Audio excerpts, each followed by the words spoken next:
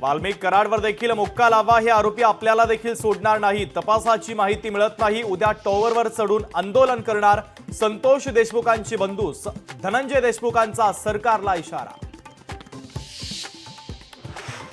केंद्रीय गृहमंत्री अमित शहांचा उद्धव ठाकरे आणि शरद पवार यांच्यावर निशाणा। उद्धव ठाकरेंनी गद्दारी केली तर शरद पवारांनी दगाफटक्याचं राजकारण केलं। जनतेनं दोघांनाही घरी बसवल्याची केली टीका।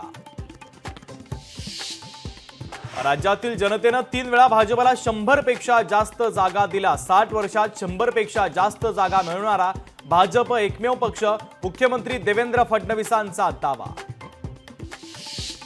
2026 सालापर्यंत नक्षलवाद संपलेला असेल, केंद्रीय गृहमंत्री अमित शहांचा दावा। महाराष्ट्राला कायम दुष्काळमुक्त करण्यासाठी नदीजोड प्रकल्पाला चालना देणार, महाराष्ट्राला पाणीदार करणार, मुख्यमंत्र्यांचं आश्वासन।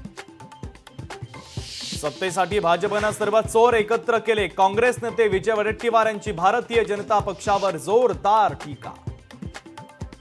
उद्धव ठाकरेंना स्मारकाच्या अध्यक्षपदी राहण्याचा अधिकार नाही, बाळासाहेब ठाकरे स्मारकाच्या अध्यक्षपदावरून शिंदेंची टीका।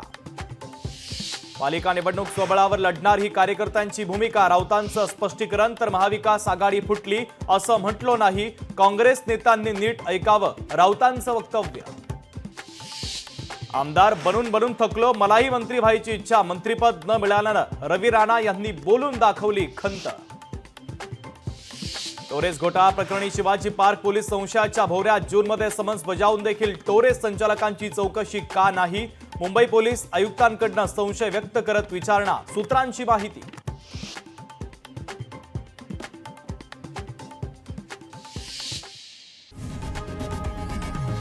लोकशाही मराठी ऐका, पहा, जागरूक रहा।